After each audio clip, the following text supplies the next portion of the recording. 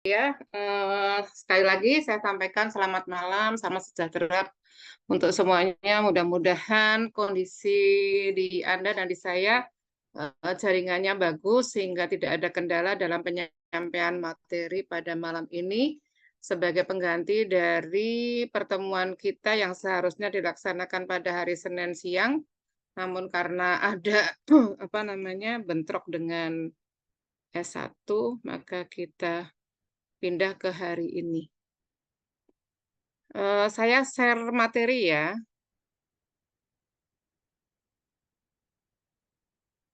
Oke. Saya share materi dulu. Saya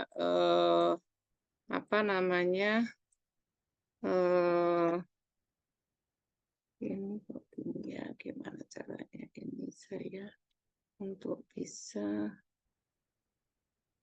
Oke, kalau gitu saya tarik dulu di sini. Ini udah terlalu besar.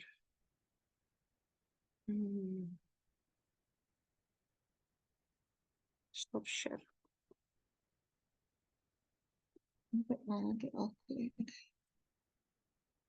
Nah, saya tarik dulu ke sana, ke atas ya bisa. Oke. Udah terlihat materinya?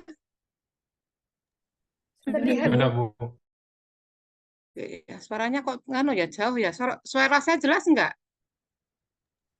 Jelas, Jelas, Bu. Bu. Jelas, Bu. Jelas ya? Oke.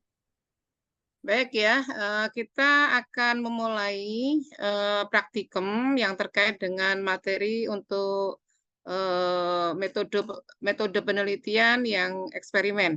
Ya, saya ulang kembali ininya apa itu eksperimen ya. Kira-kira kapan kita melakukan penelitian eksperimen jika dalam permasalahan yang kita akan kaji itu ada aspek yang kita ingin lihat pengaruhnya, ya kan? Kita ingin lihat pengaruhnya, di mana pengaruh itu adalah sebab. Nah, dia akan berpengaruh apa itu sebagai akibat atau respon, ya. Nah, hubungan antara sebab dan akibat itu dijelaskan dalam bentuk pendugaan terlebih dahulu, yaitu hipotesis, ya. Hipotesis. Jadi, kalau kita mau melakukan penelitian eksperimen, kita sudah bisa menentukan penyebabnya yang akan kita kaji, kemudian responnya seperti apa. Nah, kita deskripsikan dalam hipotesis atau dugaan. Dugaan dari sebab yang kita berikan terhadap respon yang akan nanti kita hasilkan. Karena itu bersifat dugaan, maka perlu dilakukan pengujian. Makanya ada uji hipotesis. Nah, uji hipotesis ini dilakukan dengan tahapan penelitian, ya, dengan tahapan penelitian di mana pertama kita harus merancang dulu percobaannya, karena dari rancangan percobaan itu kita akan mengkolek data atau akan mengumpulkan data. Setelah itu data akan kita olah dan kita akan uji, ya, hingga pada saat kita mau menguji hipotesis yang sudah kita sampaikan di proposal kita, maka langkah yang pertama adalah melakukan rancangan percobaan. Kemudian dari rancangan percobaan, nanti kita laksanakan penelitiannya untuk mengambil data. Kemudian data kita olah sesuai dengan aturan dari rancangan percobaan itu. Nah, setelah diolah akan menghasilkan suatu angka, kemudian kita uji angka itu dengan suatu nilai yang terkait dengan karena ini dugaan ya, berarti terkait dengan ketelitian dari dugaan itu, ya. Nah, biasanya kita menggunakan data yang ada di tabel-tabel statistik, ya. Nah, apa yang kita uji dari data itu, ya, dari respon itu adalah nilai tengahnya. Nilai tengah Ada yang tahu apa itu nilai tengah? Ini ada yang admin, meeting tadi pernah itu ya. Ada yang bisa menjelaskan apa itu nilai tengah? Silahkan.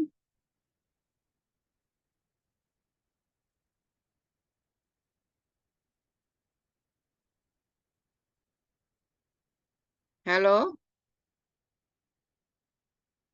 kedengaran suara saya? Dengar, Bu. Iya, kedengaran, Bu.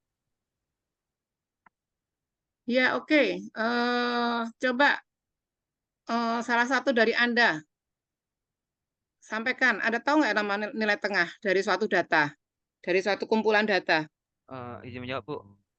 Eh, Kalau untuk nilai Kecil ya tengah itu, Bu, suaranya ya, saya kok nggak dengar ya. halo? Sebentar, saya akan naikkan dulu ininya, apa namanya? Eh, saya stop dulu ya. Ini saya stop dulu aja. Cara mengecilkan, meningkatkan volumenya. Oke, volumenya terlalu kecil saya. Oke. Hmm, oke,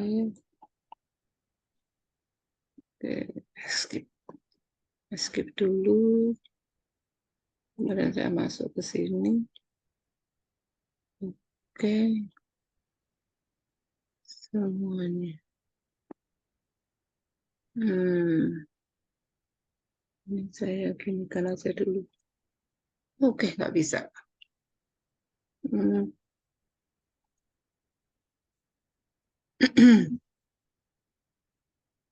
Right.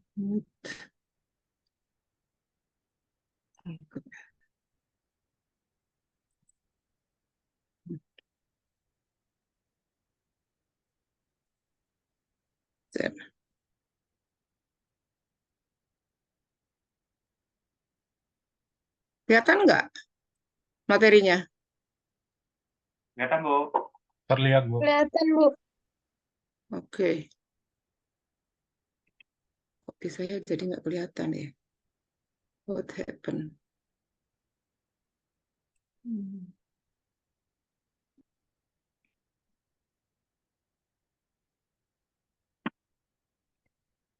Ada juga. Padahal udah view, ada admin. Oke.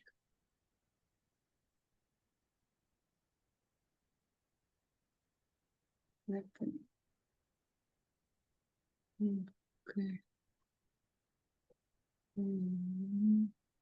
Besar. Nggak bisa. Oke. Baru.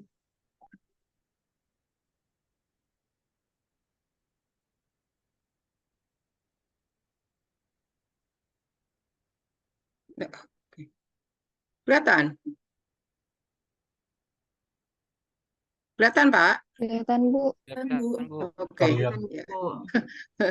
Soalnya saya harus meyakinkan, kelihatan nggak? Nanti kalau pas saya sudah menerangkan jauh-jauh ternyata tidak terlihat oleh Anda kan jadi sia-sia. Baik ya, jadi tadi kita akan menguji nilai tengah. Nilai tengahnya yang kita uji dari data itu, gitu ya.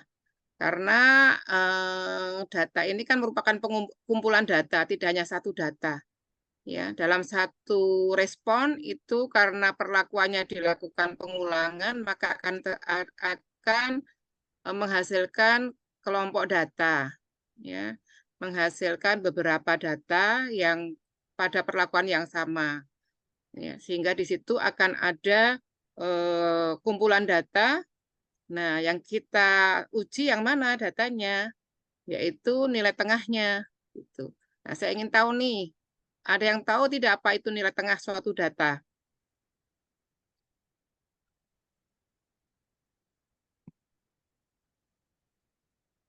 Ratu Yandra bisa menjelaskan? Ibu. Eh, apa ya? Mungkin pusat data, Bu. Hah? Nilai tengah itu kan median ya, Bu ya? Heeh. Pusat data dari nilai-nilai yang ada gitu, Bu. Apa bedanya dengan rata-rata? Kalau rata-rata itu kan total data gitu dibagi dengan jumlah datanya. Kalau median berarti pusat data di tengah gitu. Ya, ya. Jadi bedanya median itu kalau median harus kita urutkan dulu, kemudian letaknya dia di mana di tengah-tengah daripada kelompok data itu. Sementara kalau rata-rata ya kita kumpulkan semua data tanpa harus diurutkan, kemudian kita bagi dengan jumlah data itu adalah rata-rata. Ya. Nah, yang kita akan ujinya itu bukan uji rata-rata, tapi uji nilai tengah. Pada kondisi data itu terdistribusi normal, ya, itu akan menghasilkan nilai data yang, nah ini, ya terdistribusi normal seperti ini bentuknya, maka pusat data atau median atau mu, ya nilai tengah, itu sama dengan rata-rata. Ya. Median, modus, min, itu ada di tengah sini semuanya. Itu untuk data yang terdistribusi normal. Sekali lagi, yang akan kita olah bukan satu data ya, ada kelompok data sehingga dia harus kita lihat apakah dia terdistribusi normal atau tidak. Nah, untuk menganalisa nilai tengah pada statistik itu harus diuji dulu bahwa atau dibuktikan bahwa datanya terdistribusi normal. Ya, jadi nanti ada pengujian distribusi normal. Nah, pada saat distribusi normal, kalau kondisinya terdistribusi normal, maka mu sama dengan rata-rata, sehingga pada saat kita melakukan pengolahan, yang kita olah adalah rata-ratanya. Karena kalau mengolahnya dengan nilai tengah kan cukup sulit juga, itu di tengah apa namanya diurutkan dulu baru dicari nilai tengahnya kan gitu. Sementara kalau rata-rata berapapun juga datanya, seperti apapun juga datanya, kita langsung jumlahkan aja semuanya, kemudian kita bagi dengan jumlah data kan gitu ya. Nah, oleh karena itu dalam bidang statistik untuk uji nilai tengah ini ada satu syarat. Syaratnya adalah data tersebut terdistribusi normal. Ya. Jadi baru kita akan bisa uji nilai tengahnya kalau datanya terdistribusi normal. Ya, itu syarat dari pengujiannya. Oke. Nah, kalau kelompok datanya lebih dari 2, maka kita menggunakan ANOVA dulu, ya analisis varian dulu, kemudian baru kita uji lanjut. Nah, sebenarnya uji lanjut ini adalah uji beda nilai tengah juga, gitu. Ya. Oke, ini siapa? Kenapa ini ada?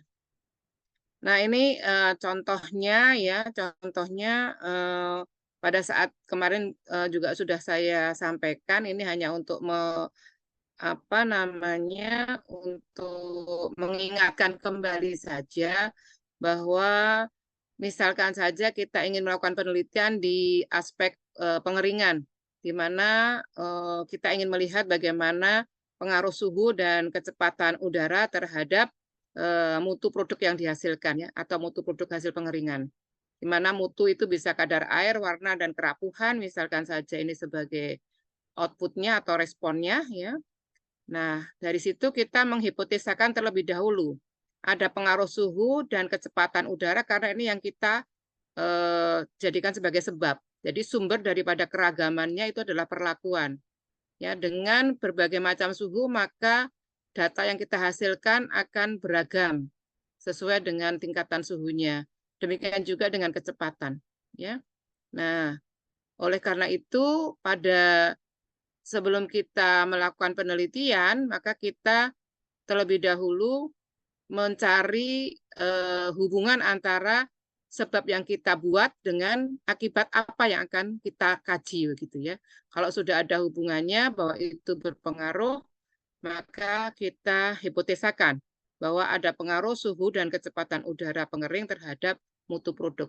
Nah, inilah nanti yang akan diuji oleh kita ya. Melalui apa? Melalui membandingkan misalkan saja data warna yang dihasilkan oleh suhu yang kita berikan perlakuan atau oleh kecepatan yang kita buat gitu ya.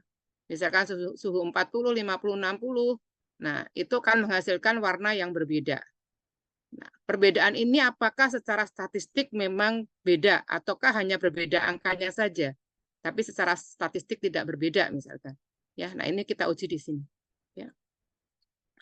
Nah, pada saat kita menggunakan uji nilai tengah, ya, ini contohnya kalau hanya 2 taraf saja, jadi hanya ada satu kelompok data dihasilkan oleh suhu 1 dan kelompok data yang dihasilkan oleh perlakuan suhu 2, maka ini hanya akan ada 2 kelompok data. Kita cukup menggunakan analisa nilai tengah. Ya. Tetapi kalau ada lebih dari 2, 3 seperti ini, jadi kita menggunakan suhu 1, suhu 2, dan suhu 3. Ini ada kelompok data, tadi misalkan warna, ya. Warna itu dihasilkan oleh perlakuan dengan suhu 1, data warna yang kedua dihasilkan dari suhu 2, dan data warna yang dihasilkan oleh suhu 3. Tentu saja ini beragam, ada ragamnya, atau ada variannya. Nah, karena ini lebih dari 2, ya, maka pertama kali yang kita akan lakukan adalah menganalisa dulu ANOVA dengan ANOVA, di mana ANOVA ini itu hanya akan mengidentifikasi bahwa di antara nilai tengah T1, nilai tengah dari T2, nilai tengah warna dari T3, itu H0-nya atau uji hipotesasnya itu adalah tidak berbeda. Kalau H0 ditolak, jadi H0 ditolak, yang menyatakan bahwa tidak ada berbeda, maka H1 diterima, yang menyatakan kebalikannya, bahwa ada beda antara T1, T2, dan 3. Ya. Nah, di mana yang berbeda kita tidak tahu, belum tahu. Untuk tahunya, maka dilanjutkan dengan uji beda nyata. Ya, itu mekanisme atau prosedur daripada penggunaan uji hipotesis, yang kapan kita menggunakan uji nilai tengah saja, kapan kita menggunakan ANOVA yang dilanjutkan dengan uji nilai tengah. Ya, itu. Nah, ini menolak atau menerima dari H0 tadi. Ya. Jadi dalam pengujian ini akan ada pengujian satu arah dan 2 arah. Ya, yang disebut sebagai pengujian satu arah, jadi ini H0, itu berarti tidak ada perbedaan nilai tengah dari yang kita uji, ya, dengan pengujinya. Ini yang kita uji di sini, ini nilai hasil penelitiannya, ini yang kita sebagai nilai standarnya, misalkan tidak ada nilai perlakuan atau perlakuan 1, perlakuan 2, perlakuan 3. U1 sama dengan U2 sama dengan U3. Itu adalah nilai tengah dari suhu 1, nilai tengah dari suhu 2, nilai tengah dari suhu 3 sama. Artinya tidak ada pengaruhnya.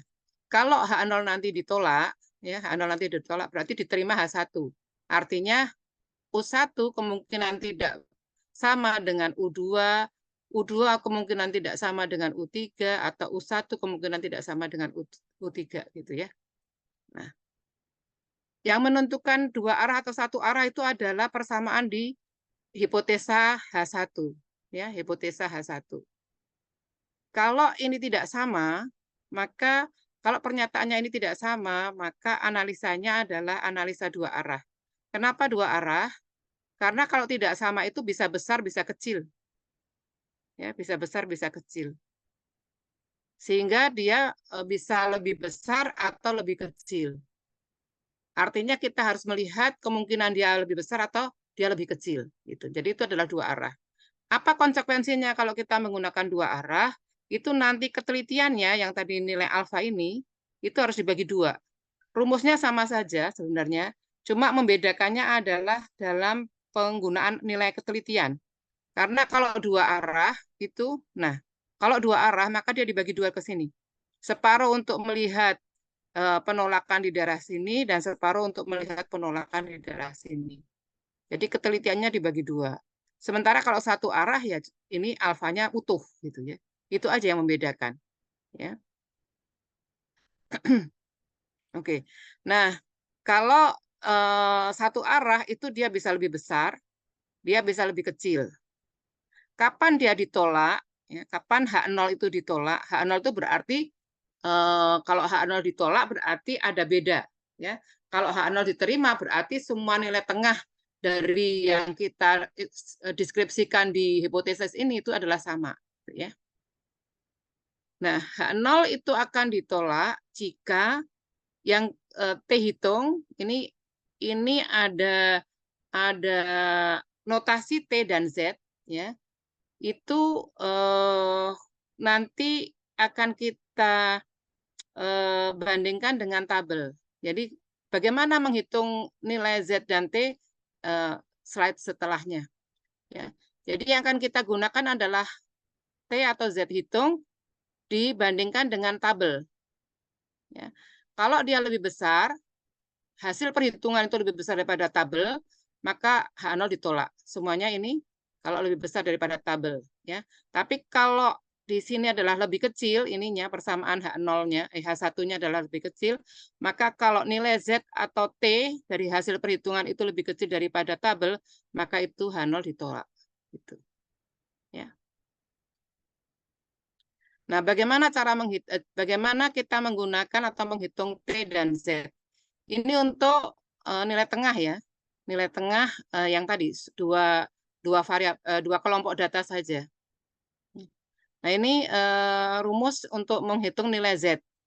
Ya, nilai Z atau nilai T. Ya, ini rumusnya. Kapan kita menggunakan tergantung dari jenis datanya. Jadi kalau populasi tidak diketahui dan penyebaran juga tidak diketahui, ya, kemudian datanya kurang dari 30, maka kita menggunakan atau kita menghitung T. Nah, karena kita menggunakan T atau menghitung T, maka nanti yang kita pakai tabelnya adalah tabel T. Ya, tabel T itu ada di setiap buku statistik pasti ada. Nah, T ini berasal dari apa? Hitungannya adalah rata-rata data yang kita ukur dari sampel yang kita punya. Ini adalah nilai standarnya yang akan diujikan, dibandingkannya. Kemudian S ini adalah standar deviasi dari sampel.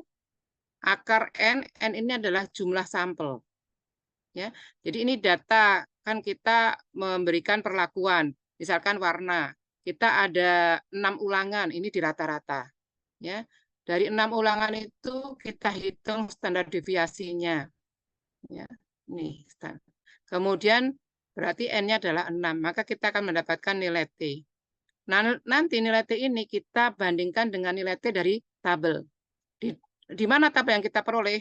Ya, ini tabel yang kita akan gunakan adalah kalau ujinya adalah 2 arah, maka alfanya kita bagi 2. Kemudian ini notasi dari apa namanya? Kalau di dalam tabel tabel T itu adalah V ya. Nanti kita bisa lihat N-1. Jadi kita nanti lihat di tabel T yang misalkan saja kalau 0, atau 5% ya bagi 2 berarti yang 2,5% dengan posisi urutan keberapa atau nomor berapa begitu ya. Ini nanti akan menentukan nilai tabelnya ya.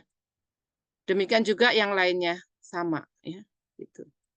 Nah, itu yang penting ya. Nah, jadi data yang kita peroleh sebenarnya kita olah itu untuk mencari T atau Z ya tergantung dari kondisi datanya atau data yang kita peroleh. Nah, kalau ANOVA nanti kita menggunakan tabel F. Sama saja, kita akan mencari nilai F hitung dibandingkan dengan F tabel. T hitung kita bandingkan dengan T tabel. Z hitung kita bandingkan dengan Z tabel gitu ya. Nah, ini adalah notasi T, tabel T. Ya, tabel T. Itu ada di buku-buku statistik pasti ada. Kalau 0,5 maka di sini 0,5 berarti karena ini tabel ini menggambarkan luas di bawah kurva dan ini dari 0 sampai keseluruhan adalah 1 ya. Maka kalau 0,5 berarti ini 0,5 di sini berarti 1 dikurangi alfa ya. Jadi akan ditolak kalau dia lebih dari sini. Nah, ini ada daerah penolakan nih. Daerah penolakan ya. Nah, bagaimana kita melihatnya T tadi? Ya, kalau alfanya adalah 0,5 kita cari 0,5 ini adalah alfa. Ya, ini alfa nih kan. Ini alfa ada 0,995, 0,99, 0,975 dan seterusnya, ya. Kemudian ini nilai V. V itu adalah N-1 tadi, ya. 6 misalkan saja datanya ada 6 berarti V-nya adalah 5, N-1. Ya. Nah, nilainya adalah 2,015. Ini adalah T tabel. Jadi kalau kita hitung T yang ini di atas 2,015, ya, maka H0 akan ditolak. Kalau H0 ditolak berarti H1 diterima. Begitu. Ya, gitu. Kalau H1 diterima artinya ada pengaruh, ya. Ada pengaruh dari perlakuan yang kita desain, ya, yang kita rancang. Oke, sampai di sini ada pertanyaan?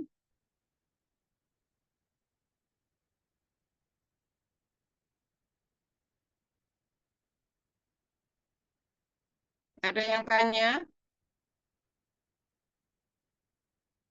Bu, izin bertanya, Bu. Yo. Bu, kalau misalnya kan data terdistribusi normal itu ada ukurannya nggak, Bu? Kalau misalnya nilai sekian itu misalnya itu dia tuh terdistribusi normal gitu. Misalnya dari sebuah data. Itu cara melihat kuantitatifnya gimana, Bu? Ya. Jadi data itu misalkan ada data seperti ini ya. Sebentar kita lihatkan. Nah, misalkan ini ada 6 data nih. 70, 69, 70, 67, 69, 69. Ini adalah data hasil pengukuran jeruk ya. Kita ukur nilai breaknya. Nah, ini kita harus uji dulu. Apakah 6 buah data itu membuat sebuah distribusi normal gitu.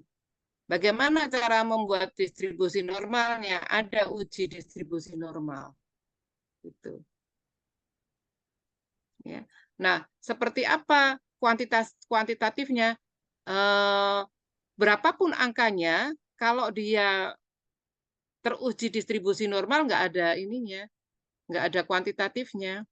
Jadi nanti ada nilai yang namanya nilai P peluang. Kalau nilai sigmanya itu lebih besar daripada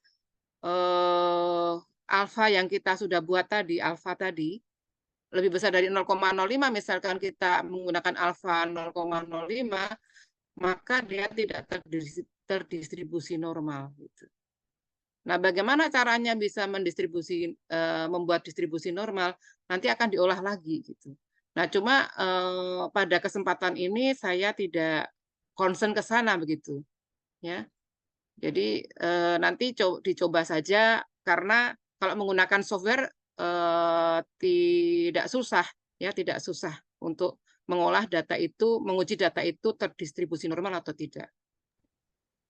Bisa diterima? Ya, bisa, Bu.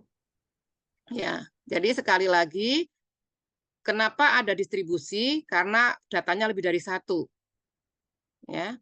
Kemudian kalau kita mau menguji dengan nilai tengah, karena yang kan kita hitung itu adalah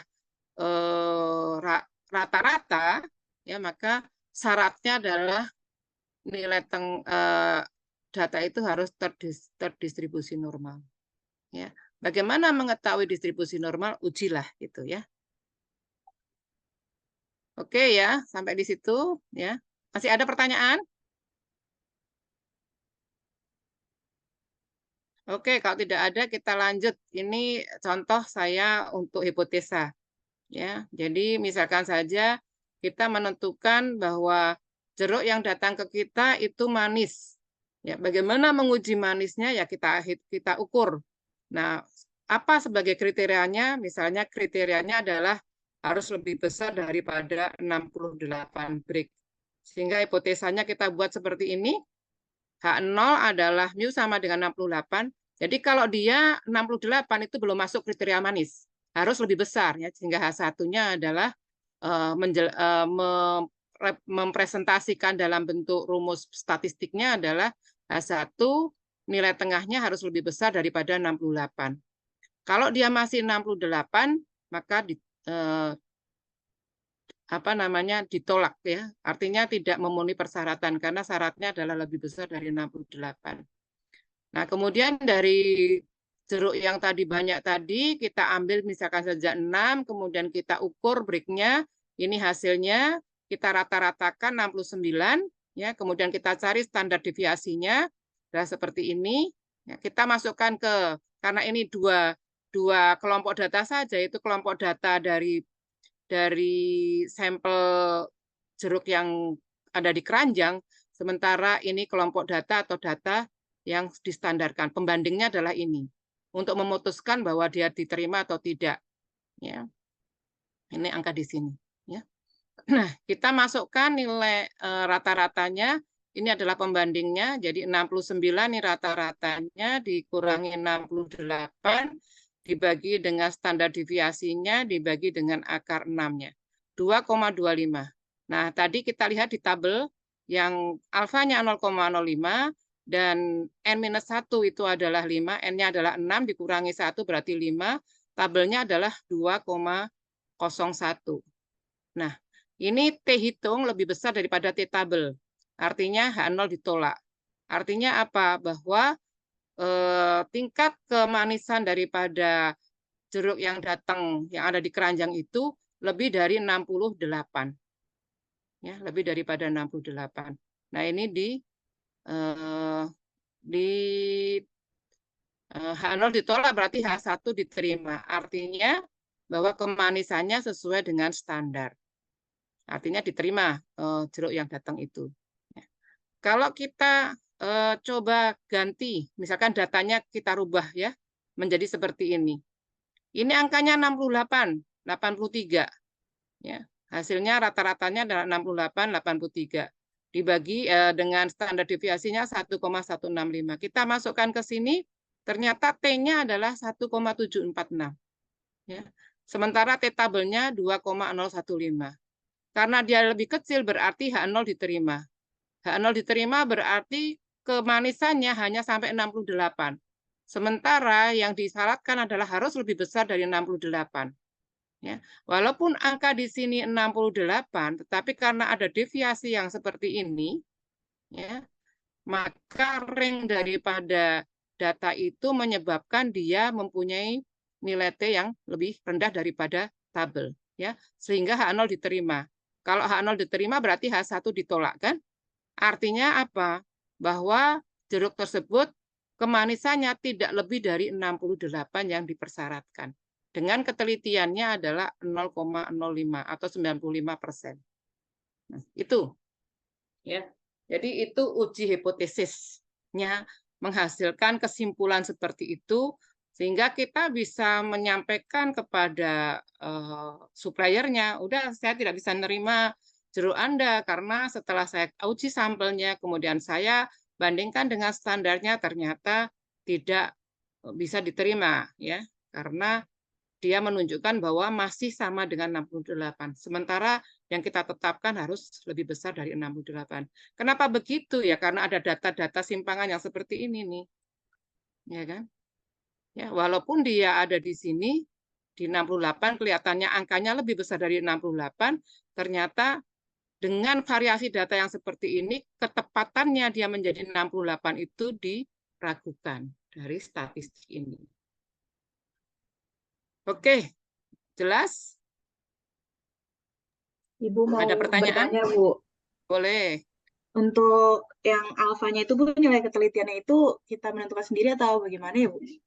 Ya, kita tentukan sendiri. Jadi biasanya pada saat kita mendeskripsikan tingkat ketelitian yang akan kita uji hipotesis kita lakukan dengan ANOVA, tingkat uji ANOVA atau uji nilai tengah dengan tingkat ketelitian 75. 95% berarti alfanya adalah 0,05.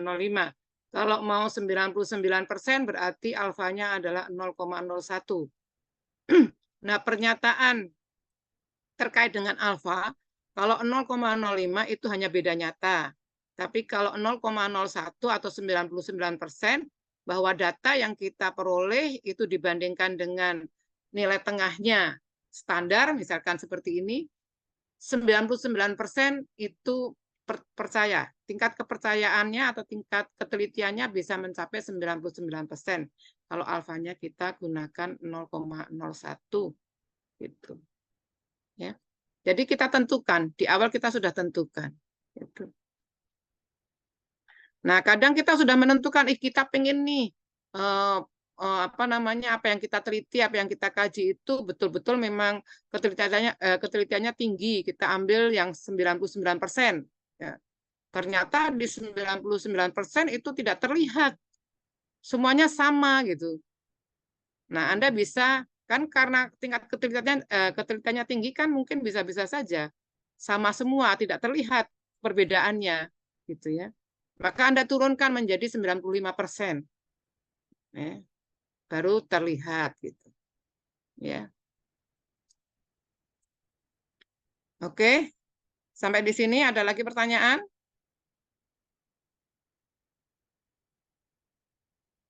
Bu, izin bertanya lagi, Bu. Iya, mangga.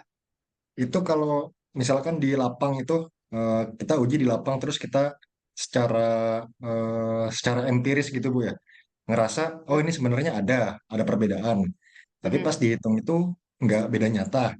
Itu berarti dari situ turunin Bu ya. Eh, si ketelitiannya itu kita turunin gitu Bu ya maksudnya. Iya. Sampai ada perbedaan. Iya. Oh ya makasih. Jadi kalau kita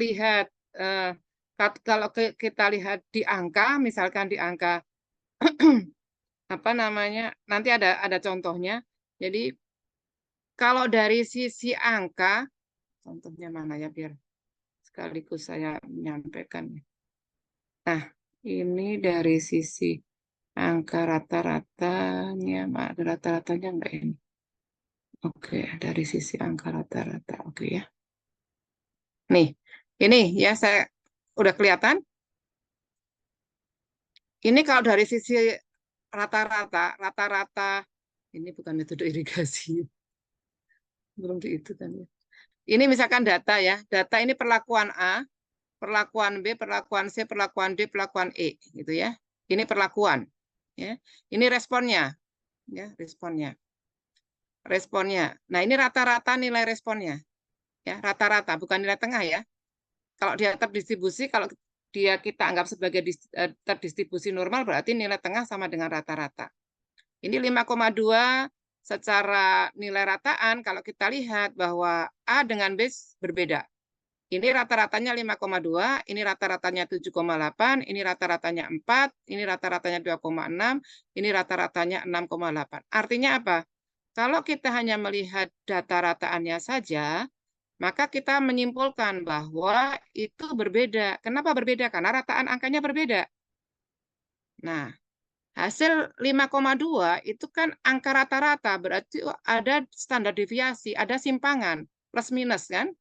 Bisa 5,2, bisa 5,3, bisa 4,8 misalkan saja, tergantung dari deviasi standarnya kan? Nah, itulah yang menjadi objek pengujian dengan statistik ini. Nah, kalau kita lihat di sini hasilnya pengujiannya ini menggunakan BNT, beda nyata terkecil ya. Ini hasilnya bahwa C dengan D itu tidak beda nyata. Artinya tidak ada perbedaan. C-nya itu berapa C? 4 dengan D. Ya, 4 dengan 2,8 tidak beda nyata. Kalau kita misalkan orang teknik hanya menggunakan angka saja rataan, Anda mengatakan bahwa 4 dengan 2,8 jelas dong beda gitu. Ya. Rataannya juga beda gitu. Tapi karena 2,8, 4 itu dihasilkan dari angka di sini, ada 3, ada 5, ada 2, ada 3, ada 7. Kan bukan 4 asli. Dia ada simpangannya. Demikian juga 2,8, ada simpangannya. Nah, pada saat simpangan dia itu bertumpuk ya atau bertemu nilai simpangannya itu menyebabkan nilai 4 dan dengan nilai 2,8 itu tidak beda. Karena 2,8 itu nilai tengahnya gitu kan. Ya. Paham maksudnya? Paham. Paham ya? Jadi sekali lagi kalau kita hanya melihat angkanya saja, angka ini, ya, itu akan kita sebutkan dia berbeda. Ya. Tetapi ini terbentuk dari sebuah angka yang menyebar seperti ini. Sehingga sebenarnya di sini tuh ada deviasi standar plus minus di sini. Pada saat diuji ternyata deviasi standarnya itu menyebabkan dia tertumpuk, ya, menghasil suatu tumpukan yang sama. Sehingga ada satu data yang bisa diklaim sebagai C, juga bisa diklaim sebagai D. Itulah menyebabkan C dan D dianggap tidak berbeda nyata. Demikian juga untuk yang A dengan C. A dengan C. A-nya 5,2, C-nya 4. Ya. Karena dia melebihi dari angka yang ada di sini, ya. Ini sebagai standarnya di sini 2,2. Jadi kalau selisih nilai tengah dari setiap perlakuan itu kurang dari 2,2, maka H0 diterima. Artinya tidak ada beda. Tapi kalau lebih dari 2,2, maka dia ditolak. Artinya H1 diterima. Berarti ada beda. Ya. Nah, ini kan 1,2 lebih kecil dari 2,2. Ya. 1,4 lebih kecil dari 2,2. Berarti E dengan A berbeda. E berapa E? E 6,6. A-nya 5,2. Ya. Ini tidak berbeda. Walaupun angka rata-ratanya kelihatan berbeda. Ya. Sementara yang di sini ini selisihnya antara A dengan D itu 2,4. Nah, dia lebih besar dari angka yang kita bandingkan BNT-nya. Ya. Maka A dengan C itu berbeda. A-nya berapa? 5,2. A dengan C. A dengan D. A dengan D. 5,2, D-nya 2,8. Ya. Ya, itu yang menyebabkan kita harus hati-hati pada saat kita melakukan uji hipotesis kita, karena di sini kita menggunakan eksperimen, di mana eksperimen itu kata kuncinya adalah sampel, kemudian eksperimen itu harus ada ulangan, maka dia akan membentuk atau menghasilkan sebuah kelompok data. Nah, kita tidak boleh serta-merta hanya menggunakan nilai rata-rata sebagai pembanding, ya. Tetapi kita harus menggunakan juga simpangannya, ya, simpangannya atau standar deviasinya. Oke, ada lagi pertanyaan? Oh, sudah jelas dulu, sudah terjawab? Sudah Bu, alhamdulillah Bu. Oke. Oke ya, kita kembali lagi ke sini. Ini hanya oke ya. Nah, ini ANOVA-nya, ya. Jadi kalau tadi menggunakan dua kelompok data saja, itu menggunakan nilai tengah. Kalau lebih dari 2 kelompok data, jadi tarafnya atau perlakuannya lebih dari 3 jenis, ya, atau 3 taraf, maka kita menggunakan ANOVA. Sama, ANOVA ini kita harus menghitung F, ya, karena kita menggunakan tabel F, maka kita menghitung F. Bagaimana kita menghitung F? Nah, ini adalah cara menghitung F. Ya, jadi ini ada tabel ANOVA-nya, ini ada derajat bebasnya, ya. Perlakuannya K-1, jadi kalau perlakuannya 3, ya K kurangi 1. Ini derajat bebas namanya. Galatnya adalah K, itu perlakuan, N-1 adalah ulangan. Ya, ini totalnya. Nah, kemudian kita harus nyari JKP, jumlah kuadrat perlakuan. Bagaimana mencari jumlah kuadrat perlakuan dengan rumus ini JKP? Ya. Kemudian mencari JKG. Nah, JKG. Bagaimana mencarinya? Ini rumusnya. JKT, ini rumusnya. Ya. Nah, dari sini setelah kita mendapatkan JKP, JKG, JKT, nah digunakan untuk menghitung kuadrat tengah. Ya. Kuadrat tengah perlakuan. Itu adalah JKP dibagi dengan derajat bebasnya. Demikian juga kuadrat tengah galat. Atau galat itu adalah kesalahan, ya. Galat itu adalah kesalahan. Itu adalah JKG dari sini dibagi dengan derajat bebasnya. Nah, Setelah kita mendapatkan KTP dan KTG, itu digunakan untuk menghitung nilai F. Ini adalah nilai F hitung.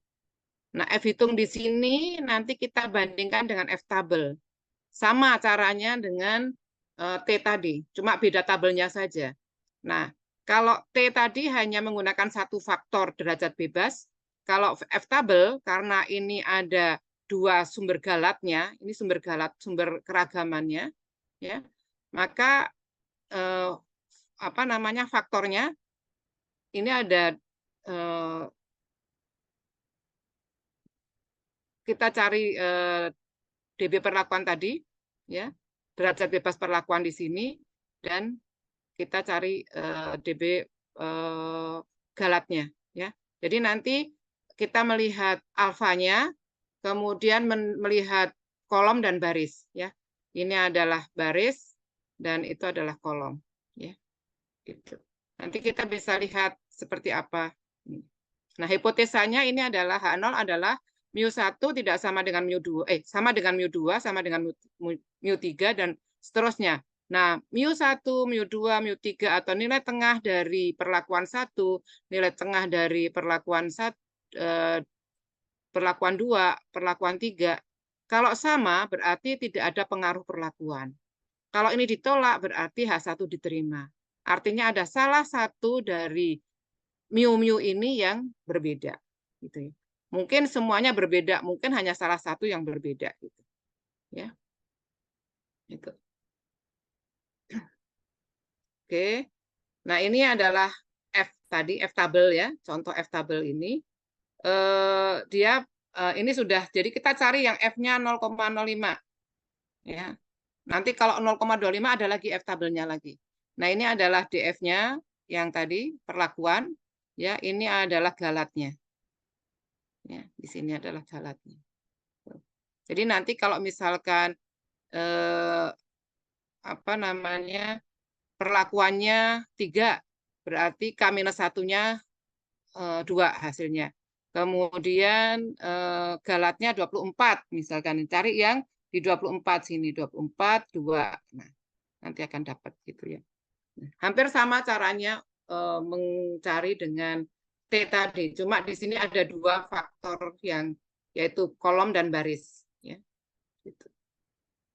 Oke, ya. Jadi itu konsep daripada hipotesis dan mengujinya. Nah, kemudian kita masuk ke rancangan percobaannya. Ya, pada saat kita melakukan rancangan percobaan itu ada rancangan lingkungan, rancangan perlakuan, dan rancangan pengukuran. Kita concern ke rancangan lingkungan dan rancangan perlakuan. Ya, ini sudah saya coba sarikan atau coba bikin apa namanya matriknya. Jadi kalau perlakuannya hanya satu faktor, jumlah faktornya satu faktor dengan n taraf, misalkan tadi pengeringan kita hanya melihat suhunya saja. Nah, suhunya itu berapa yang akan kita lakukan? Itu namanya taraf, ya kan? Misalkan tadi 30, 40, 50, 60 berarti ada 3 taraf. Nah, ini adalah perlakuan. Kalau semua lingkungan, variabel lingkungan itu kita bisa kendalikan dan kita bisa pastikan bahwa dia adalah homogen sifatnya, maka percobaan kita bisa lakukan dengan rancangannya RAL, rancangan acak lengkap. Ya, rancangan acak lengkap. Nah, kalau misalkan saja apa namanya rancangan acak lengkap itu adalah data yang diperoleh dari ketiga taraf ini, ya, misalkan 3 taraf, ketiga taraf itu sama jumlah datanya.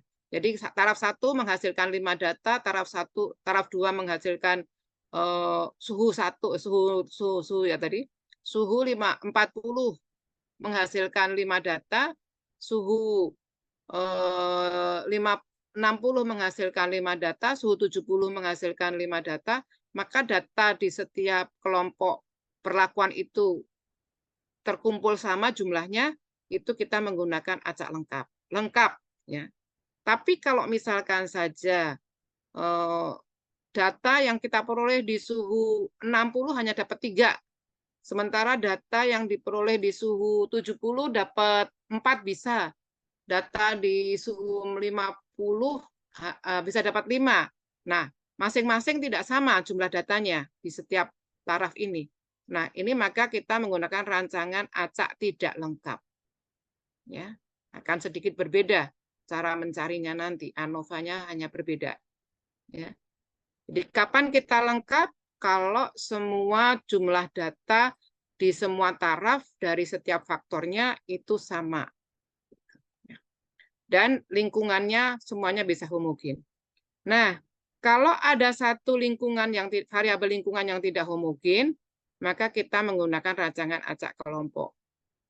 Ya, rancangan acak kelompok lengkap. Nah, kalau lengkap itu tadi semua data di setiap taraf sama, ya.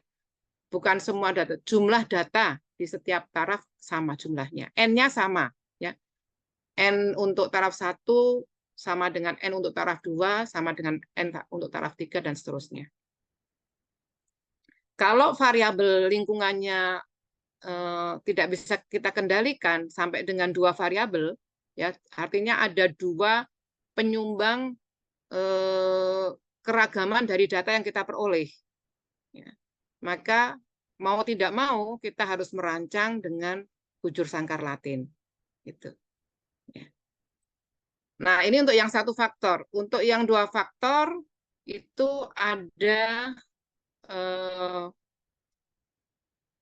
ada identifikasi lagi. Jadi kalau faktor 1 dengan faktor 2 itu lepas, ya, tidak terkait satu sama lainnya, lepas, misalkan suhu dengan kecepatan udara itu adalah lepas, ya, maka kita menggunakan rancangan acak lengkap faktorial. Ya. Tadi sekali lagi, lengkap itu kalau semua N-nya untuk ini. Dan ini lingkungannya homogen. Kalau ada satu variabel yang tidak homogen, maka kita pakai kelompok faktorial. Gitu ya. Nah, kalau terikat, ya, faktor 1, antara satu faktor dengan faktor yang kita akan lihat itu adalah terikat, ya, maka rancangannya bisa rancangan tersarang, bisa split plot, bisa split block, ya, ini split block. Nah, kita nanti akan coba ini saja rancangan acak lengkap faktorial dan rancangan RAL, dan ini sedikit kelompok, ya. Ini yang biasanya banyak kita gunakan. Kalau untuk S2 ini biasanya ada di faktorial, jarang yang RAL, ya. Biasanya RAL itu hanya untuk penelitian pendahuluan, untuk mengidentifikasi tingkatan-tingkatan yang akan kita beri perlakuan. Ya. Misalkan apakah memang sudah yakin bahwa suhu itu berpengaruh atau tidak, misalkan saja. Ya. Itu kita gunakan RAL, tapi kalau sudah pada penelitian, pada umumnya karena tingkat dengan 2 faktor maka akan banyak hal yang akan kita bisa explore, ya, itu, ya, ini, oke, ya. Nah, ini uji BNT, ini nanti kita saya masuk ke sini aja dulu, ya. Ini hasilnya yang tadi ada JKT, JKP, JKG, ya, hitung, nanti kemudian masuk ke sini hasilnya ini, ya. Nah, di sini dapat F hitungnya adalah 6,9, F tabelnya 2,87. Artinya F hitung lebih besar daripada F tabel. Artinya 5 perlakuan yang kita ujikan itu menghasilkan respon yang berbeda. Ada bedanya, ada yang berbeda gitu. Ya. Tadi, ya, tadi. Nah, karena ini berbeda, maka ada beda, maka kita lanjut ke nilai uji lanjut, ya, membandingkan nilai tengah masing-masing lagi. Ya. Nah, ini uji. Nah, ini nanti bisa dibaca kalau memang ini tertarik, ya, dipelajari lagi, ya. Cara mencari cara membandingkan. Jadi nanti membandingkannya satu-satu nih, ya. 1 dengan 2, 1 dengan 3, 1 dengan 4, 1 dengan 5, dan seterusnya. Gitu, ya. Makanya hasilnya di sini kan. Ini dibandingkan satu per satu. Nah, caranya bagaimana ini kita hitung dulu rata-rata perlakuan, kita hitung rata-ratanya, kemudian kemudian kita hitung selisihnya, selisih rata-rata 5,2 dikurangi 7,8 itu membanding A dengan B, A dengan C, 5,2 dikurangi 4, 5,2 dikurangi 2,8, membandingkan antara A dengan D dan seterusnya. Ini kenapa?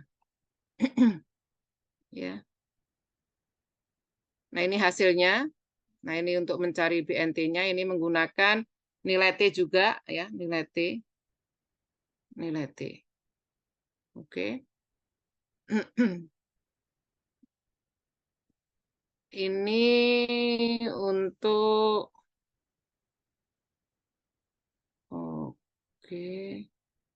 ini untuk apa nih? Ini ini BNT, ini BNT, cuma BNT saja ya. BNT Fisher, kemudian ini untuk lupa ini anunya, judulnya. Ini untuk Duncan. Jadi cara bagaimana Duncan ya. Nah, ini hasilnya Duncan. Nah, bagaimana prosesnya kita pelajari nanti aja. Kita apa namanya? Anda pelajari sendiri ya. Anda pelajari sendiri. Nanti kita gunakan aja software yang sudah ada. Ya. Yang penting nanti kalau pada saat kita menggunakan software kita tahu bagaimana sih sebenarnya dia itu memproses gitu ya. Nah, ini contoh prosesnya gitu ya. Nanti dibaca aja tahapan-tahapannya. Oke, nah ini hasil yang kita peroleh dari Minitab dengan cara yang sama ya. Ini hasilnya 6,9 tadi kita hitung secara manual menggunakan Excel 6,9. Nah, ini p-value-nya ini ya. Ini p-value. Ini menunjukkan bahwa kalau dia p-value ini ya power value ini dia lebih besar dari 0,05 karena kita menggunakan alfa 0,05 maka dinyatakan H0 diterima ya. Kalau seperti ini berarti H0 ditolak. Berarti ada beda nyata di sini. Ya. Kalau ada beda nyata, kita lanjutkan dengan uji Duncan atau dengan uji Fisher ya. Nah, hasilnya adalah seperti ini. Kalau menggunakan software udah langsung ketemu di sini ya. Ini berarti yang A-nya sama, yang di dalam satu subset yang sama berarti tidak berbeda nyata. Jadi B dengan E tidak berbeda nyata. Ya, kemudian ini E dengan A tidak berbeda nyata. C dengan A dengan C tidak berbeda nyata. C dengan D tidak berbeda nyata. Ya. Jadi yang dalam satu subset ini berarti dia tidak berbeda nyata. Selain subset itu maka dia beda nyata. Misalkan saja A dengan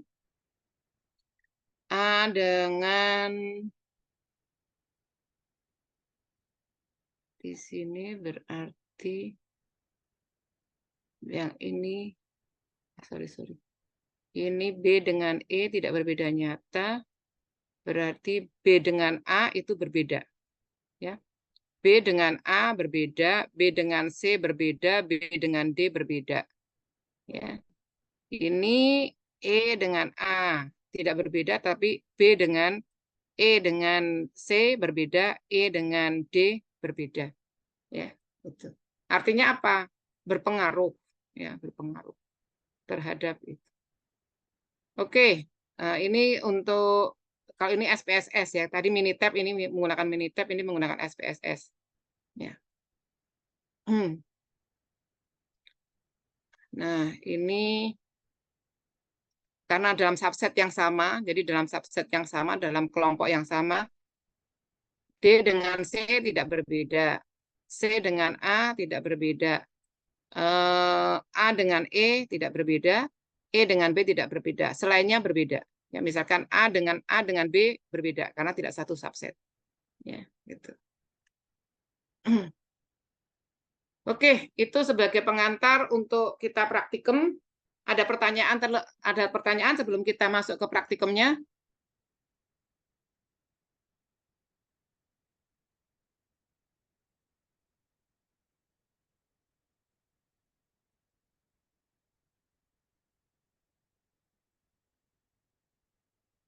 Nah, ini contoh untuk faktorial ya. Jadi bagaimana kita menghitung secara manual dengan Excel.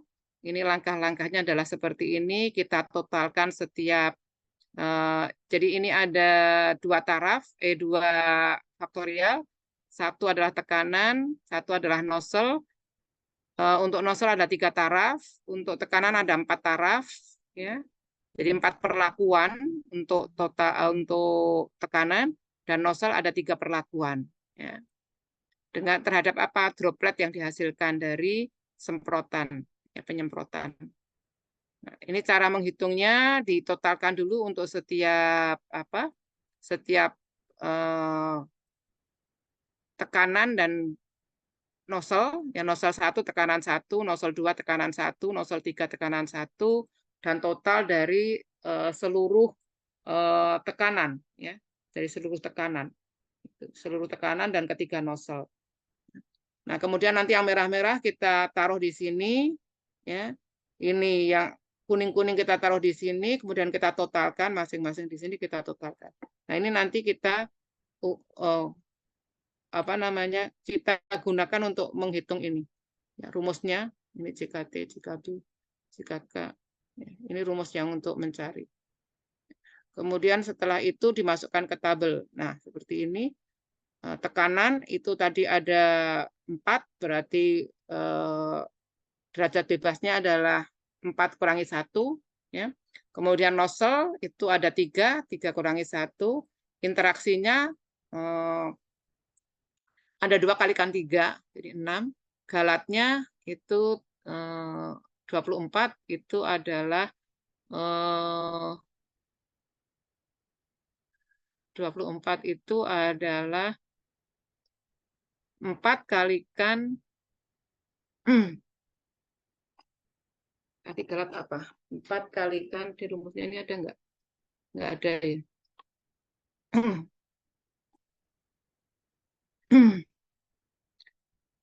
4 kalikan 3, ulangannya 3. Ulangannya 3 kan dia. Ini kan ulangannya 3 nih, ulangannya 3. Jadi ini ulangan 3 kalikan 2 kalikan ulangannya 3. 2 kalikan 4. 2 kalikan 4, 8 kalikan 3 ulangan, berarti 24. Ya. Nah, ini totalnya itu adalah berarti 3 tambah 2 tambah 6 tambah 24, 35. Kita akan dapat dengan persamaan yang tadi kita masukkan, hasilnya akan mendapatkan nilai F untuk 3 sumber keragaman. Yang pertama adalah tekanan, kemudian kolom, kemudian interaksinya. Interaksi dari tekanan dan nozzle. Kita uji dengan nilai F-nya. Ya, F di sini berarti dB-nya adalah dB untuk perlakuan tekanan, kemudian barisnya adalah galat, yang di sini adalah dB nozzle, berarti 2,24, ya, sementara yang untuk interaksi itu adalah 6 di 24, ya, 6 dengan galatnya 24. Jadi kita mencarinya di sini nih. Ya. Ini tadi 0,5, 0,05. Untuk tekanan itu 4 dikurangi 1, 3. Nah, di sini 3, ini kenapa? Turun ke bawah, cari 24. Nah, nilainya ini adalah 3,008. Ya. 3,008 sama dengan 3,01. Ya. Nah, ini 3,01. Ya, kemudian yang nozzle itu nozzle-nya ada 3 perlakuan atau 3 taraf. Dikurangi 1, galatnya 24. Nah, 3,40. Sorry. 3,40 ya. Di sini 3,40 nih. Ya, ini 2,5. Nah, ini dibandingkan. Jadi kalau saya blok warna kuning, tekanan itu yang lebih besar nilai F hitungnya dibanding dengan F tabelnya. Berarti dia yang berpengaruh. Sementara nozzle itu F hitungnya 2,8, F tabelnya 3,4. Nah, berarti nozzle itu tidak memberi pengaruh terhadap droplet. Ya. Interaksinya antara nozzle dan tekanan juga tidak berpengaruh. Jadi yang akan berpengaruh adalah tekanan berpengaruh terhadap besar kecilnya droplet. Ya. Itu hasil dari analisa statistik ini. Ya, berdasarkan pengukuran yang kita lakukan dengan rancangan percobaannya seperti ini. Ya. Oke, ada pertanyaan?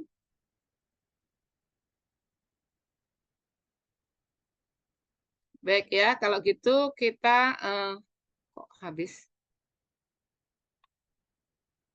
Kok habis? Di sini dong. Oke. Baik, kita coba mengolahnya dengan Minitab ya. Coba Anda siapkan dulu Minitab. Ini sudah saya share sebelum saya tutup slide ini. Ada pertanyaan tidak mengenai dasar daripada pengujian tadi? Bu, mau nanya, Bu. Boleh. Bu, ini mau nanya kan kalau misalnya kan untuk misalnya ANOVA dan uji T-test gitu, bukan itu untuk melihat data itu berbeda atau sama saja sih, Bu. Itu ada syarat-syarat misalnya itu jumlah data yang bisa dianovakan atau diuji T-test itu ada nggak, Bu? Misalnya harus sekian kah, atau misalnya harus bisa, misalnya untuk mendapatkan hasil yang akurat gitu. Untuk mendapatkan hasil yang akurat. Ya, misalnya kan data ini baru diakui secara statistik, misalnya harus diuji T-test, misalnya minimal harus ada 5 data, misalnya itu. Ada nggak syarat seperti itu? Ya, karena kita menggunakan pendugaan, berarti tidak akan 100% ya. Jadi tingkat ketelitiannya tadi, kalau kita ingin mengujinya di tingkat ketelitian tinggi ya di 99%. Tapi kalau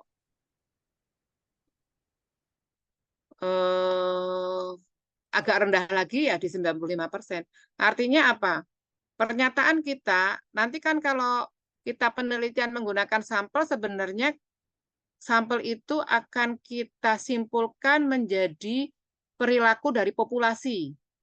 Ya, jadi misalkan begini, bahwa contohnya tadi droplet ya, misalkan saja tekanan itu berpengaruh terhadap droplet, sementara nozzle itu tidak berpengaruh terhadap droplet. Nah, nozzle yang mana? Nozzle yang kita uji. Kalau ada nozzle bentuk nozzle yang lainnya ya belum bisa kita menyatakan bahwa nozzle itu tidak berpengaruh gitu. Demikian juga dengan tekanan. Tekanan mana yang berpengaruh? Ya tadi sesuai dengan perlakuan kita yang di 1, 2, 3, 4 tadi. Di luar itu kita belum bisa menyimpulkan. Jadi kita menyimpulkannya ada di dalam ruang lingkup apa yang kita teliti. Bu, Ya. itu mungkin yang misalnya ulangannya berapa gitu, Bu? Ada harus misalnya untuk uji ANOVA atau T-test itu harus ulangannya itu harus minimal ada berapa, mungkin ada nggak, Bu? Atau bisa misalnya Oh iya, ulangannya ya. Oh, di materi belum ada ya?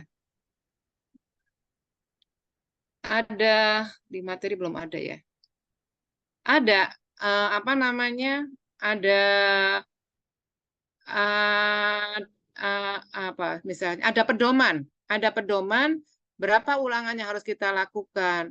Itu tergantung dari tingkat ketelitian yang kita ingin peroleh gitu. Semakin banyak ulangan yang kita lakukan, maka akan semakin teliti. Ya, misalkan ulangan 5 sama ulangan 10 pasti akan lebih teliti ulangan 10 karena banyak data yang sudah kita bisa collect gitu kan. Tapi sekali lagi ada keterbatasan waktu, ada keterbatasan dana, bahkan ada keterbatasan dari bahan yang kita teliti.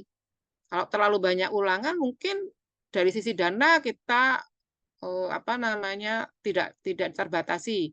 Dari sisi tenaga dan sebagainya waktu kita tidak terbatas, tapi dari bahannya kita bisa terbataskan gitu ya.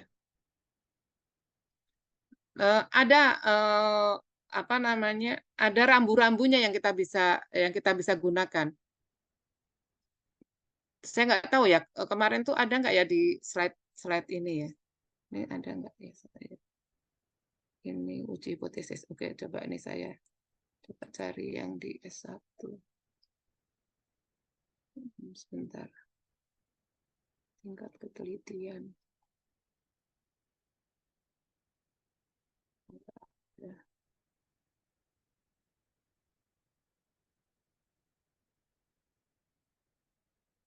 Nggak ada di sini ternyata. Ada, Mas, apa namanya, rumus-rumus yang kita bisa gunakan untuk menentukan berapa sih jumlah ulangan yang sebaiknya kita lakukan agar menghasilkan pendugaan yang lebih akurat begitu. Ada. Nanti saya share deh kalau itu. Oke, baik, Bu. Oke ya, saya tutup, kemudian kita menggunakan Excel. Saya tutup, kita menggunakan Excel. Excelnya udah saya share ke Anda. Kita share lagi, Excelnya kebuka enggak ya? Coba kita, Excelnya kebuka enggak? Excelnya kebuka, ini enggak deh. Mana enggak ada ya. Oke, saya buka dulu Excelnya. Sebentar.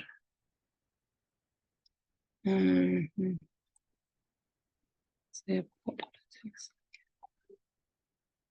Oke, yang mana ya? Yang ini. Oke. Saya share Excelnya. Ini dia. Oke, yang ini dulu. Ya, oke. Jadi ini sudah dapat kan datanya dari saya? Sudah di-download belum? Sudah. Sudah. Sudah, Nah, Bu. sekarang ini kan data tadi ya, hasil pengukuran warna wortel untuk 5 perlakuan pengeringan. Ya, ada 5 ulangan. Jadi ini metode pengeringannya adalah A, B, C, D, dan E. Ini adalah ulangannya 1 sampai 5.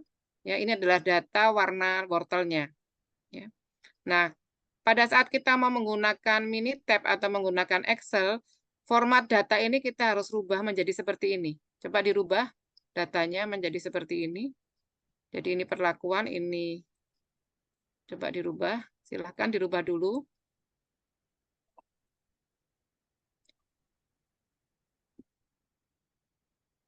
Jadi kita buatnya adalah ini perlakuan sampai 5 ini datanya. Perlakuan B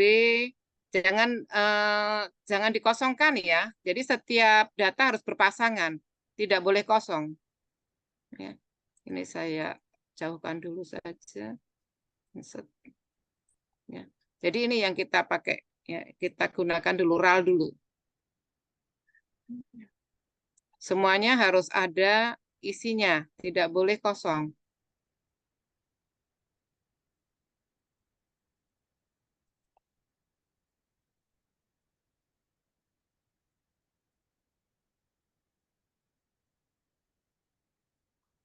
Ya, jadi ini perlakuan, di sini adalah warna. Sudah? Sudah belum?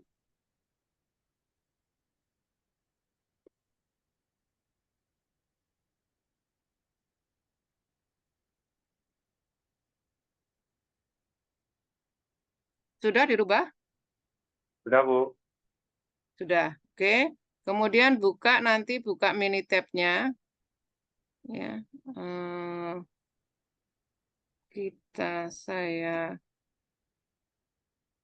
Saya keluar dulu dari sini berarti. Ini Anda punya Minitab atau SPSS? Saya punya keduanya, Bu. SPSS, Bu.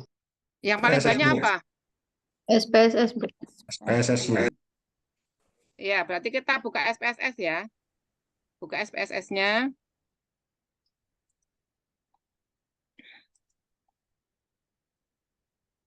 Nah, SPSS itu bentuknya seperti ini kan. Nah, kopikan. Jadi di apa? Oke, saya mulai dari sini, saya new aja. Tampilannya New. masih di Excel, Bu. Sebentar. New saja. Entar dulu. Ya, entar dulu. File, new, data. Oke. Tampilannya saya screen-nya kita rubah, kita ganti yang SPSS. Oke, ini. Nah, ini ya datanya. Udah kelihatan?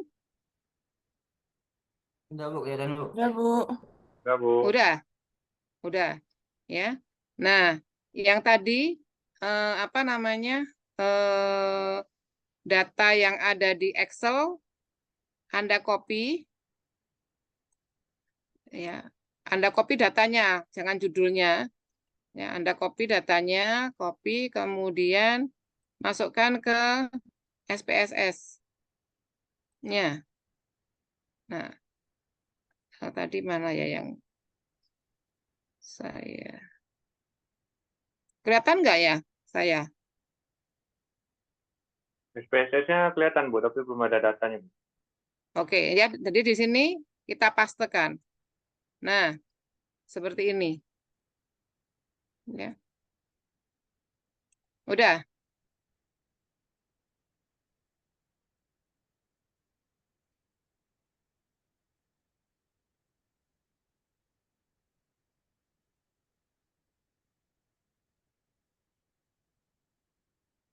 Sudah?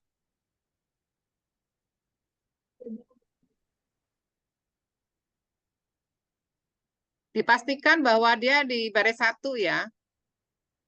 Jangan di baris, misalkan tampilannya nanti masuknya di baris 5 atau apa. Jadi mulai dari baris 1.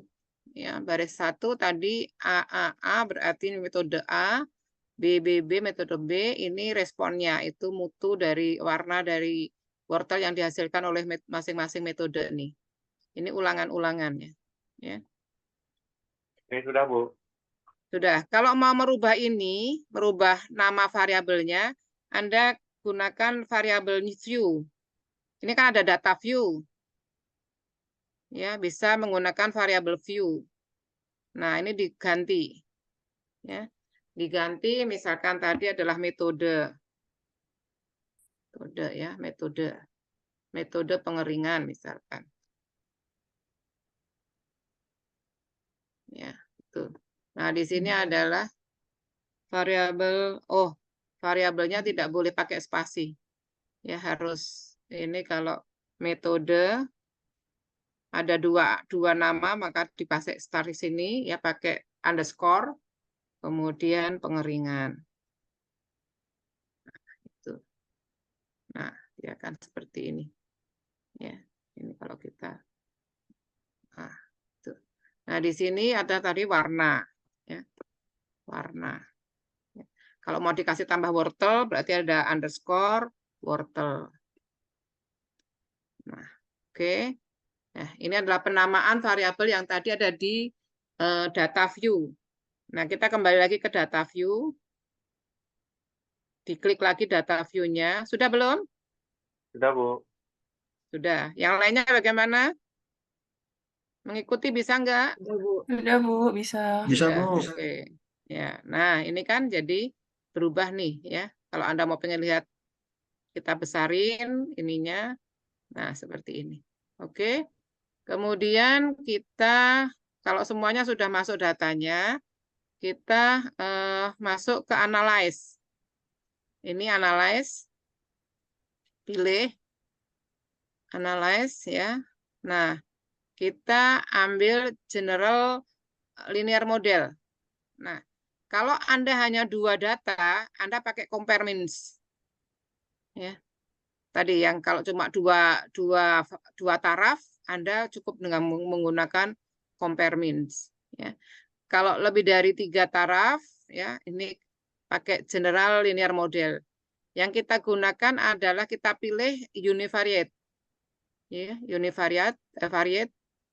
Ini siapa? Ali Usman kok keluar lagi. Oke, ya kita analyze. pilih general linear model, univariate, ya. Nah, di sini kita akan memasukkan dependent variabelnya apa?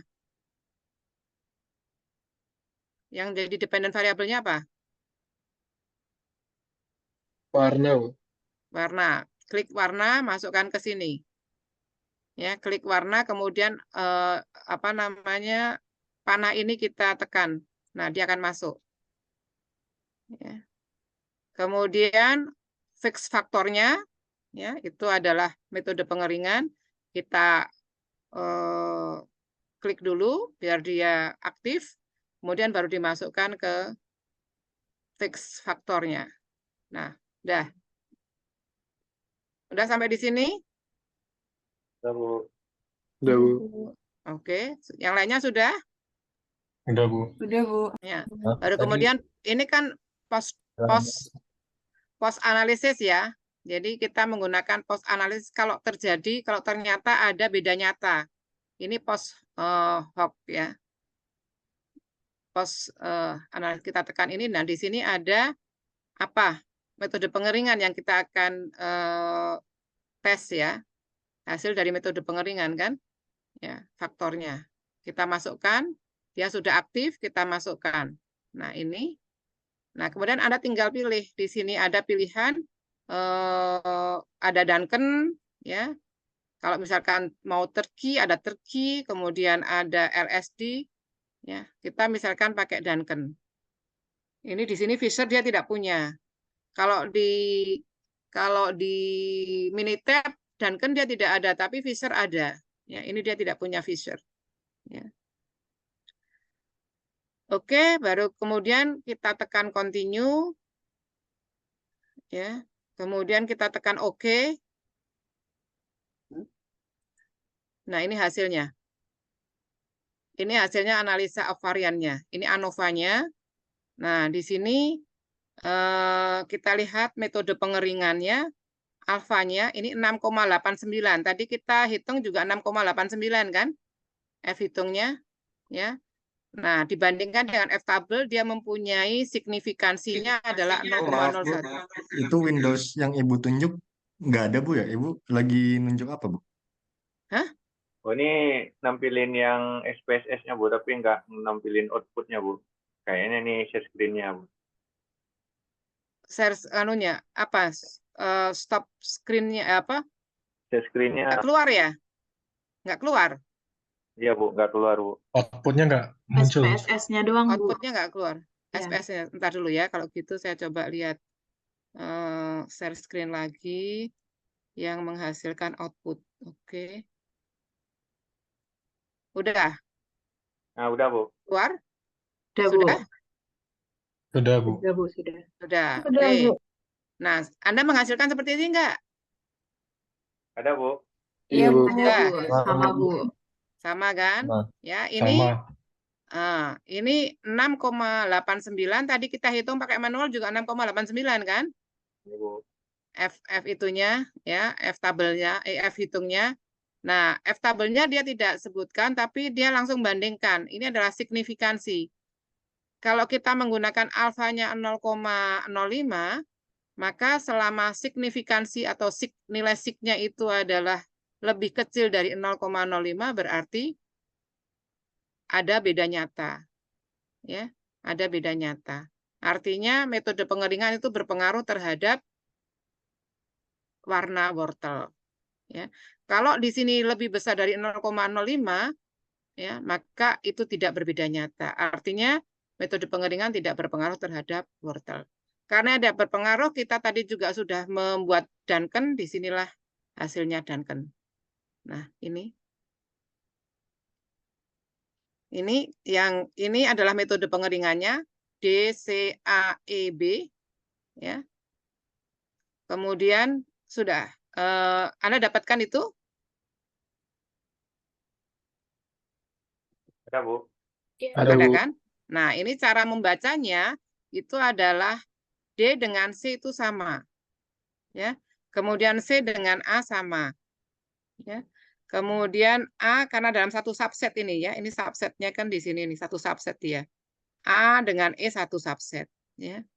Nah, kemudian E dengan B juga satu subset. Ya. Nah, ini adalah menunjukkan bahwa dia tidak berbeda. Sementara apa namanya, D dengan A itu berbeda, D dengan E berbeda, D dengan B berbeda karena dia tidak dalam satu subset. Nah, itu tadi ya. Jadi sebenarnya statistik itu tidak susah. Jadi jangan terlalu fobi dengan statistik ya. Dengan bantuan dari apa namanya? Dengan bantuan dari software dan kita memahami cara menggunakannya, memahami outputnya, maka yang tadi kelihatannya rumit gitu ya, dengan rumus-rumus yang tadi rumit itu, kita sekali klik aja udah langsung dapat semuanya nih. Ya kan? Jadi tidak susah statistik itu. Oke. Ya, jadi saya mengharapkan dengan pertemuan ini, walaupun nanti pada saat Anda merancang penelitiannya tidak menggunakan statistik, tapi minimum Anda mempunyai pengetahuan, mempunyai pengalaman, ya menggunakan pengolahan data statistik untuk mencari bagaimana melihat pengaruh, ya, melihat perlakuan apakah dia memberikan respon yang sama atau respon yang berbeda, gitu kan? Kalau respon yang berbeda berarti ada indikasi perlakuan kita punya efek terhadap respon yang kita ukur, gitu. Ya. Oke ya, simple kan? Mudah kan? Bagaimana ininya? Apa namanya? Ada pertanyaan? Bu izin Bu izin. Yo. Itu kan kalau mau poshop kan tadi ada yang lewat ANOVA dulu ya Bu. Kalau ANOVA-nya berhasil ngebuktiin ada beda nyata ke poshop. Kalau nggak ada perbedaan nggak ke poshop. Nah, ini cara kita tahu ANOVA-nya berhasil atau nggak, lihat di mana ya Bu? Ini nih. Ini di signifikansinya. Ini kan source-nya ya. Ini biasanya corrected model, kemudian intercept. Ini biasanya menghasilkan model linear biasanya. Model apa? Model regresi ya. Yang kita lihat adalah ini. Ini perlakuan kita kan, metode pengeringan. Yang kita lihat adalah di metode pengeringan ini ya. Nah, ini signifikansinya berapa? 0,01. Oh, berarti dia berbeda nyata. Ya. Karena dia berbeda nyata, karena kita sudah menggunakan post hoc tadi, maka kita akan ditambahkan oleh si sistem untuk melihat hasil beda nyatanya itu ada di mana. Oh, ini loh beda nyatanya. Dari kelima itu tidak semuanya berbeda, tapi ada yang sama gitu kan. Itu ini hasil dari post hoc-nya karena di sini indikasinya 0,01. Udah bisa terjawab? Berarti kalau ANOVA-nya gagal itu yang paling bawah tuh otomatis nggak ada Bu? Bukan gagal, bukan gagal Mas. Oh Bukan iya, maksudnya nggak gagal. ada perbedaan Artinya gitu. dia tidak berbeda nyata, nggak akan ada. Ya, coba sekarang ini sudah. Ada lagi pertanyaan? Kalau enggak kita lanjut ke yang faktorial satu lagi sebelum kita tutup. Saya stop ya. Mana ini? Oke. Nah, kemudian kita kembali lagi ke ini ke apa namanya? Nah ini kalau ini contoh kelihatan nggak? Kelihatan, Bu. Kelihatan ya. Kelihatan. Nah, ini adalah contoh bagaimana kalau misalkan saja ulangan ini, misalkan saja kita pengeringan. Ulangan 1 kita lakukan untuk sekaligus 5 metode pengeringan, tetapi ulangan 2-nya kita lakukan nanti 2 hari lagi atau 3 hari lagi. Ya, sehingga mungkin faktor lingkungan bisa berubah. Ya. Nah, oleh karena itu kita jadikan ulangan itu sebagai kelompok. Tidak dipukul rata sama, tapi sebagai kelompok. Karena apa? Karena ada variabel lingkungan yang tidak, yang kita tengarai ya, tengarai itu akan berbeda dan lingkungan itu punya efek terhadap respon yang dihasilkan. Nah, misalkan seperti itu kondisinya, maka rancangan percobaan kita menjadi rancangan kelompok ya. Dengan data yang sama seperti ini karena ulangannya dilakukan di hari yang berbeda atau dilakukan di kondisi yang berbeda, maka kita jadikan dia sebagai kelompok. Nah, cara mendeskripsikannya adalah seperti ini. Ya, perlakuan kelompok ya, warna ini. Jadi di sini ini kelompok 1 2 3 4 5. Kemudian di sini untuk B-nya kelompok 1 2 3 4 5. Walaupun sebenarnya ini ulangan, cuma ulangannya dilakukan pada kondisi yang berbeda. Dikhawatirkan dia akan punya pengaruh.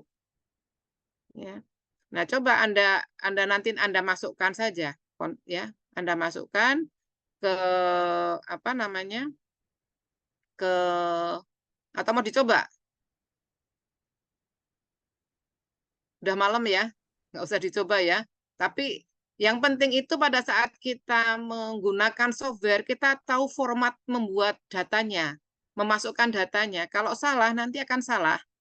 Ya. Oke. Kemudian yang faktorial. Ya. Yang faktorial. Oh. Kelihatan nggak yang faktorial? Kelihatan, Bu. Kalau kelihatan ya. Nah, di sini cara memformat ya data yang nanti kita akan masukkan ke software itu ini. Jadi ini tekanan semuanya. Tekanan 1, ini tekanan 1 itu terdiri dari nozzle-nya ada 1 2 3 dan ulangannya 1 2 3 kan. Berarti T1 tekanan 1 nozzle 1 ulangan 1. Tekanan 1 nozzle 1 ulangan 2. Tekanan 1 nozzle 1 ulangan 3 ini hasilnya. Ya. Tekanan 1 nozzle 1 nozzle 2 ulangan 1. Nozzle 2 ulangan 2. Nozzle 2 ulangan 3. Itu memformatnya. Tekanan 1 masih tetap 1, N-nya yang 3. N3 ulangan 1, N3 ulangan 2, N3 ulangan 3. Ini datanya 74 ini. Kita masukkan, kita format seperti ini. Ya. Kemudian setelah itu kita seperti tadi kita copy. Mana nih? Cara ngopinya. Oke. Kita copy. Oke, kita copy. Nah, kemudian kita kembali, saya stop, saya masukkan lagi ke ini ya, ke mana? Ke sini. Ini ya. Kita kasih di sini lagi aja. Oke, kita. Oh, sorry, salah. Kita masukkan ke ini kosong ya. Ini minute tab. Oke. Ini kita kita new ya. Kelihatan nggak? Lihat, Bu. Kelihatan ya. Kita lagi new data. Nah, kita taruh di sini. Kita pastekan. Nah, dapat kan? Nah, ini kena nih. Harusnya nggak boleh terlihat, Bu, yang barunya, yang new-nya. Nggak terlihat ya? Oke. Saya edit undo ya. Oke, tar dulu sebentar. Saya kembali ke Excel-nya. Harusnya nggak boleh pakai. Oke. Hanya N1, N2, N3. Oke. Sebentar. Ke sini. Share.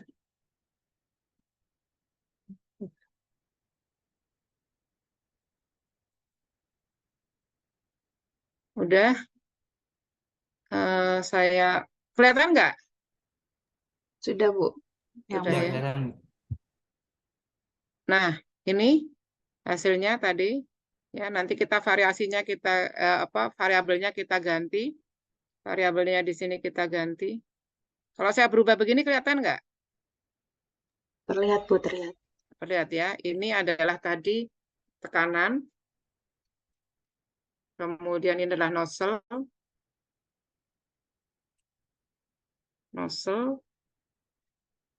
kemudian ini adalah ulangan, ini adalah droplet. Ya, droplet. Oke, kita kembali ke. Nah, sudah. Ya, kita lagi ke analyze lagi, kemudian general linear model, univariate. Nah, kelihatan nggak perubahannya? Terlihat, Bu, terlihat. Terlihat ya. Oke, berarti dependent variabelnya adalah apa? Dependent variabelnya? Tekanan. Dependent variable. Droplet ya, Bu. Droplet. Dropletnya kita aktifkan, kita masukkan ke gitu. Ya. Kemudian faktornya adalah tekanan dan nozzle. Nah, kita masukkan. Ya. Udah, lalu kita post hoc ya. Post hoc-nya itu adalah tekanan dan nozzle, semuanya kita aktifkan lagi ini. Nah, oke, kita menggunakan Duncan ya. Continue. Masih kelihatan? Masih, Bu. Masih oke. Nah, ini tidak kelihatan. Saya stop dulu ininya. Hasilnya saya tunjukkan nanti. Oke. Saya tunjukkan hasilnya ini ya. Yang mana? Yang ini. Oke. Nah, ini hasilnya. Kelihatan? Ya, kelihatan, Bu. Terlihat, Bu, terlihat. Nah, ya, ini kita lihat. Ya, yang kita akan uji adalah tekanan atau nozzle berpengaruh, kemudian interaksinya. Tekanan signifikansinya adalah 0,03. Ini kita hitung kalau tadi dengan manual 6,16, benar kan? Nozzle-nya 2,79. Kemudian tekanan interaksi tekanan dan nozzle 2,05. Nah, di sini nozzle 0,8, lebih besar daripada 0,5, berarti tidak berbeda nyata. Interaksinya 0,97, tidak berbeda nyata. Yang berbeda nyata hanya hanya tekanan saja ini. Karena dia lebih kecil dari 0,05. Ya. Nah, pasti ini akan ada lanjutannya karena tadi kita sudah minta sama sistem untuk melakukan analisa post hoc ya. Nah, ini ya subsetnya. Hasilnya adalah tekanan 4, tekanan 2 dan tekanan 3 itu sama. Yang berbeda adalah tekanan 1 saja. Tekanan 1 itu berbeda dengan tekanan 3, berbeda dengan tekanan 2, berbeda dengan tekanan 4. Sementara tekanan 4, 2 dan 3 sama. Nozzle-nya tidak ada. Harusnya nozzle-nya tidak ada. Kenapa tertutup? Nozzle-nya ada nih. Ya. Ini ada yang salah. Tadi nozzle-nya nggak ada. Nozzle 1, nozzle 2. Ada yang salah ini.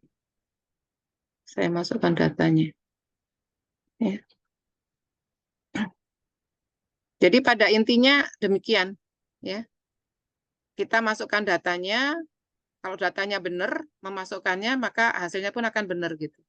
Nah, di sini ini hasil dari tekanan adalah 0,05. Ya. Lebih kecil dari 0,05. Berarti dia berbeda. Sementara nozzle itu nilainya 0,81. Lebih besar dari 0,05. Ya. Tidak berbeda nyata. Oke, itu praktek kita hari ini. Ada pertanyaan? Ini yang berbeda adalah tadi di sini ya. Ini tekanan 4, 2 dan 3 itu tidak berpengaruh terhadap droplet, sementara tekanan 1 yang berpengaruh ya terhadap droplet. Nah, tinggal kita kita menginginkan apa? Droplet itu harusnya semakin kecil kan? Ya. Berarti dengan tekanan 1 menghasilkan droplet yang besar. Sementara dengan tekanan 3 dan tekanan 2 maupun tekanan 4 itu dropletnya akan akan menghasilkan droplet yang sama. Walaupun secara angka itu ada 51, ukurannya 0,51 mili misalkan saja. 0,56 mili, 0,58 mili misalkan. Ya. Walaupun ini angkanya beda, tetapi secara statistik dia adalah sama. Lalu kesimpulannya kita akan menggunakan tekanan berapa nih? Kalau seperti ini. Tekanan 4, tekanan 2, atau tekanan 3? Tekanan 4, Bu. Tekanan 4. Tekanan 4 itu dengan persepsi bahwa dia semakin tinggi tekanannya ya. Jadi tekanan 1 itu rendah, tekanan 2 lebih tinggi, tekanan 3 lebih tinggi lagi, tekanan 4 lebih tinggi lagi. Mana yang akan kita ambil? Kita pakai? Tekanan 3 berarti, Bu. Tekanan 3. dua ya, Bu. Hah? Tekanan berapa? Tekanan 2 biar kompresornya lebih dikit, Bu, makan dayanya, Bu ya. Ya, tekanan 2. Kenapa? Kan tadi saya bilang bahwa tekanan 1 itu rendah, tekanan 2 lebih tinggi dari tekanan 1, tetapi lebih rendah dari tekanan 3 dan 4. Tekanan 3 lebih tinggi dari tekanan 2, tapi lebih rendah dari tekanan 4. Dan yang tertinggi adalah tekanan 4. Itu dengan menggunakan tekanan yang tinggi, itu daya dan mungkin juga energi ya yang digunakan akan lebih banyak kan, namun menghasilkan ukuran droplet yang sama secara statistik ya. Walaupun dia angkanya di 56 sementara tekanan 3 di 58 dan tekanan 4 di 51, kita tidak melihat di 51-nya. Itu paling rendah kan paling bagus berarti dropletnya. Ini kan hasil dari pengukuran dengan beberapa ulangan. Ya. Sehingga 51 yang terbentuk di situ rata-ratanya itu bukan berarti angka 51 ansih, tapi 51 punya simpangan ke kanan dan ke kiri. Ya. Dia bisa masuk di 56. Ya, atau dia bisa masuk lagi di 58. Ya. Sehingga yang 51, 56, 58 itu sama. Oleh karena itu, kalau data yang simpangannya terlalu besar, berarti tingkat ketelitiannya rendah sebenarnya. Ya, itu yang harus diperhatikan. Jadi kalau kita belajar tentang data statistik, nanti ada yang namanya data pencilan. Gitu. Ya. 1, 9, 10. Rata-ratanya berapa? 2, misalkan 2, 7, 10. Rata-ratanya berapa? Itu kan simpangannya besar sekali. Dibanding dengan yang rata-ratanya sama, misalkan 5, tapi 5, 7, 6 gitu misalkan. Ya, sama-sama rata-ratanya 6, tapi yang satu datanya 5, 7, 6. Berarti kan simpangannya lebih rendah daripada yang tadi. Ya. Jadi semakin besar simpangannya, jadi kalau misalkan kita melihat kok 51 itu masuk di 56, masuk di 58, berarti ada yang salah di sini. Ada yang tidak teliti. Ada data yang mencil gitu. Sehingga dia bisa rata-ratanya masuk ke dia rata-ratanya 51 tapi tidak beda dengan 56 dan 58. Kalau 56 dan 58 ada make sense lah ya. Kita masih logis lah. Tapi kalau 51 itu tidak beda dengan 56 dan 58, berarti data yang di 51 itu ada data yang besar simpangannya. Gitu. Ya. Artinya begini, pada saat kita sudah mengolah statistik, kemudian memberikan kesimpulan, itu kita tidak hanya melihat angka, tapi melihat informasi yang dihasilkan oleh angka itu, apa yang digambarkan atau apa yang diinformasikan oleh angka-angka itu terkait dengan hasil penelitian kita. Ya. Ada lagi pertanyaan?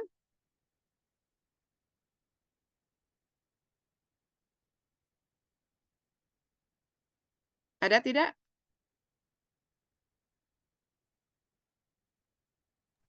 Cukup, Bu. Oke, kalau ya ada nggak? Nggak ada, Bu. Nggak ada. Baik ya, kalau tidak ada pertanyaan, kita cukupkan saja pertemuan hari ini.